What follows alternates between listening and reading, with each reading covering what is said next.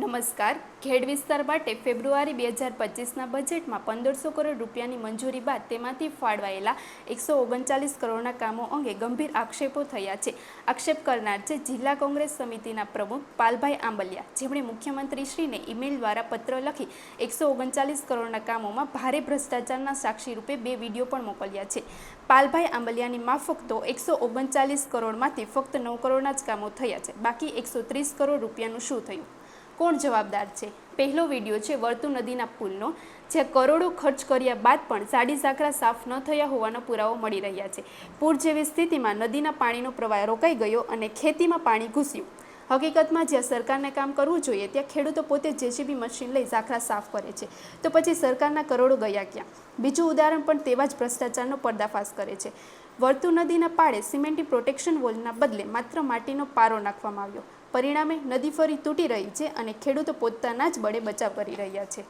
પાલભાઈ આંબલિયાનો આક્ષેપ છે કે 129 કરોડમાંથી 96% કમિશન ખાવામાં આવ્યું છે. પ્રશ્ન ઉઠે છે કે દોડ માટે ફાળવાયેલું બજેટ દોડના લાભ માટે છે કે ભ્રષ્ટાચાર માટે? પાલભાઈની માંગ છે કે આ ભ્રષ્ટાચારના મામલાની ઊંડાણપૂર્વક તપાસ થાય, જવાબદાર અધિકારીઓ અને કોન્ટ્રાક્ટરો સામે કડકમાં કડક કાર્યવાહી થાય અને ભવિષ્યમાં ઘેડ વિકાસ સમિતિને નિર્ણાયક ભૂમિકા આપવામાં આવે. ઘેડના ખેડૂતો હવે આશા રાખી રહ્યા છે કે ન્યાય મળશે અને સાચો વિકાસ થશે. વધુ અપડેટ માટે જોડાયેલા રહો આરપી ગુજરાત ન્યૂઝ, રાજકોટ. આદરણીય મુખ્યમંત્રી શ્રી, મેં આજે આપને ઈમેલના માધ્યમથી એક પત્ર અને હારે 2 વિડીયો મોકલા છે. આ 2 વિડીયો તમારી સરકાર 40% કમિશન તો ખાતી હતી જ, પણ 96% સુધીનું કમિશન ખાય છે એના બોલતા પુરાવાઓ છે. આ વિડીયો ઘેડ વિસ્તારમાં વર્તુ નદી ઉપરના બંને વિડીયો છે.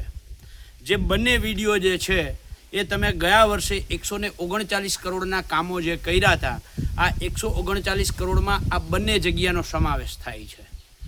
એક છે ગોરાણા અને સિસલી વચ્ચેના પંચકોશી વિસ્તારનો, જ્યાં નદી 7 વર્ષથી તૂટેલી હતી. અમારી અનેક રજૂઆતો પછી ગયા વર્ષે 139 કરોડમાં આ કામનો સમાવેશ થયો.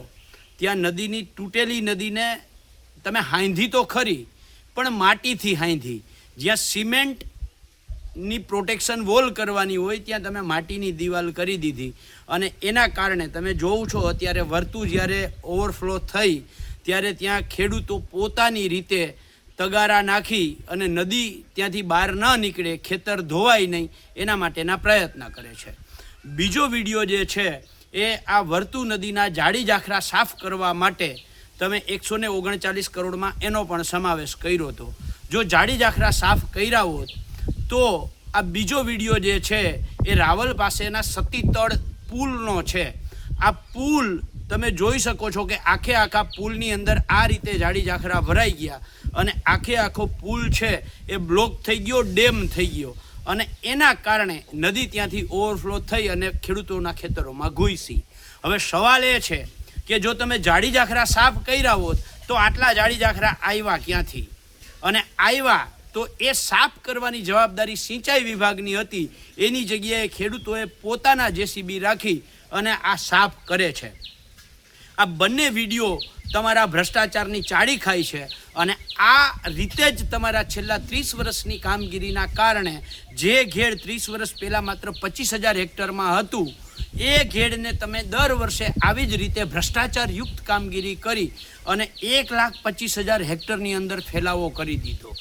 જે નદીઓ દરિયામાં મળે ત્યાં કુદરતી જે દરવાજો ખુલ્લી જાય ધક્કો લાગવાથી અને પાછો દરિયાનું પાણીનો ધક્કો લાગવાથી બંધ થઈ જાય, એ દરવાજા તમે તોડી અને ત્યાં દિવાલો ઊભી કરી છે.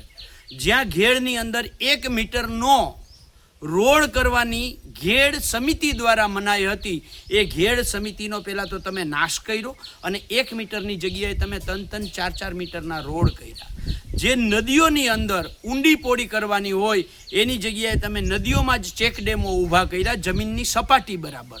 એના કારણે આખી નદી બ્લોક થઈ અને નદી બહાર નીકળી અને ઘેડ આખું પાણીમાં ડૂબ થયું. તમે દરેક તમારી કામગીરી છે એ નેશનલ હાઈવેની કામગીરી હોય કે ત્યાં ઘેડમાં આવતા જેતપુરના ડાઇંગ ઉદ્યોગના કેમિકલમાં આવતો જે કચરો છે, કેમિકલ કચરો, એની કામગીરી હોય. દરેકમાં ભ્રષ્ટાચાર કરી અને ઘેડને બરબાદ કરવાનું કામ કર્યું છે. એના બોલતા પુરાવા રૂપી 2 વિડીયો હું આપને મોકલું છું.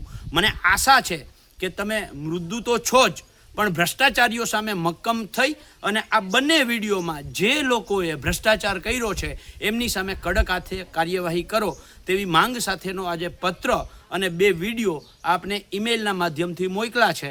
મને આશા છે કે તમે તાત્કાલિક આમાં એક્શન લેશો. જય જવાન, જય કિસાન, જય જગત. Audio